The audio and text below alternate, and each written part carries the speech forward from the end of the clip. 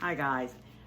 Well, I told you I would show you how I'm doing my kitchen my way, which is nobody else's way. My kitchen's a mess. Okay, I admit it. My whole house is a mess. I've been on this project for a week and a half now. The cabinets behind me are as finished as they're gonna get, because I divided my kitchen, was going to divide it in thirds. So I did one wall first. And a lot of it was an experiment. I'm learning as I'm going. And all I can do is laugh, because some of the things the mistakes I've made are, in other words, all I can do is laugh, because otherwise I would have cried. I've already sanded the rest of the cabinets down, and now I have to sand the doors, and I just counted and made myself really depressed. I have over 50 kitchen doors of different sizes, and drawers, I think I only have like 20. I'm almost done with the drawers as far as sanding and those. So what I plan to do today, I spent all day yesterday sanding off the varnish. And for those of you, well, first of all, I need to say I'm a YouTube and Google expert now. A lot of the videos said, oh, all you have to do on your old kitchen cabinets is put deglosser. Let me tell you, that's a bunch of baloney. I had some old deglosser from probably 10, 15 years ago, worked beautifully. Well, they've taken it off the market because it worked so well, and that new stuff just didn't cut it. Because what ended up happening was I painted all of the doors and the facing around, went to wipe it down just to check it the next day, and it totally wiped off because the deglosser didn't do any good.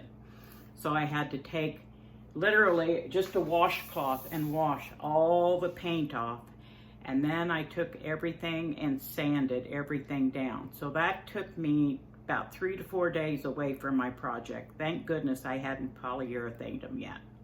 Okay, yesterday I spent the whole day sanding.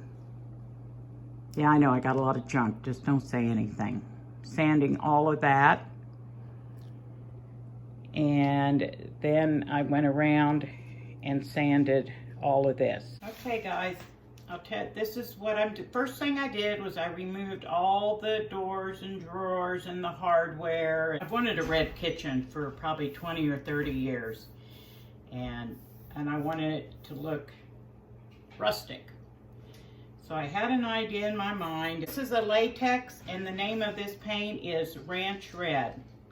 So right now I'm painting the back sides of the doors. So I'm just going to put one coat of paint, because I don't want it to look like it's been freshly painted. I want it to look worn. And I want you to be able to see the wood underneath. So I just put one coat of paint on, and I'll come back then and show you what I do.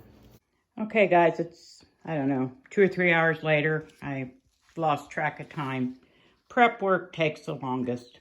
So I've got just one side of the doors done. I got drawers over there. I got doors stacked all over. I got all this done, all the way around the kitchen. So my plan is now, while this dries, I'm not putting any more paint up here. Tomorrow I'm going to start polyurethaning up there.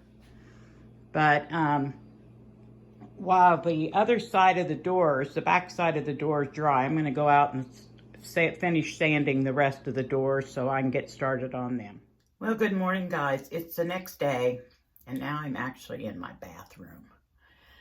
But it dawned on me, don't pay attention to my hair. I'm not doing my hair or anything. I'm lucky to get dressed. But it dawned on me, I hadn't shown you what my cabinets looked like before.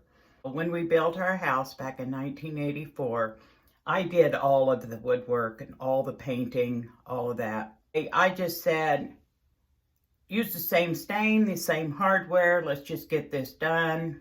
So anyway, this back here is my bathroom cabinet, and this is what they all look like. I had custom built cabinets, so I have cabinets up top, small ones, and they're like this, same exact hardware. And what I did yesterday was I sanded off basically all the varnish, and so I could get the paint to stick. So, and you don't need to see me paint, you've seen a lot of people paint. But today now I'm going to show you what I did to make them look rustic, and we're going to have to go outside to do that. So I hope it's not too windy. And then I will be applying the first coat of polyurethane. Okay guys, it's windy. I'm going to do the best I can. And what I've got here is coarse steel wool. And on my sander, this is 100 grit sandpaper. So it's like a medium. And I apologize for the wind. I'm going to make this as quick as I can. And I'll explain more then when I get inside. But you can see, I'll let you watch what I do. And then when we get out of the wind, I'll explain what I do.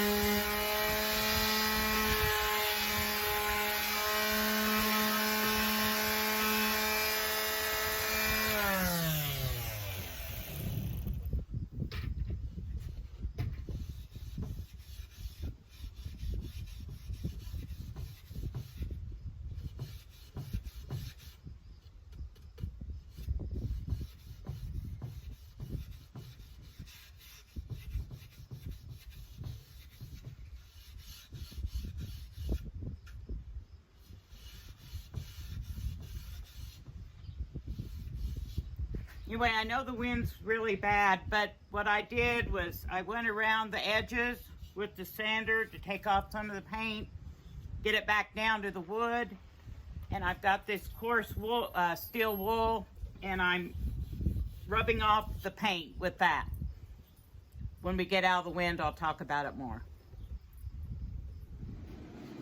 Well guys, guess what? You won't be surprised.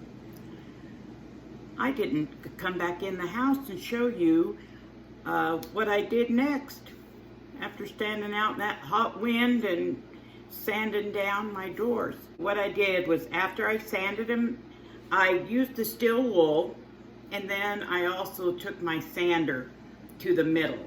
And the idea was I wanted it to appear like old barn wood. We have a bookshelf in the house that is built out of old barn wood, and I was kind of going for that look. But considering that I had red oak, I knew the wood wasn't going to be, the same. So I'm real happy. I like it. I realize it's not everybody's style. I'm not done by any means, but after I sanded all that paint off, I applied 2 coats of polyurethane. So anyway, I'm pleased.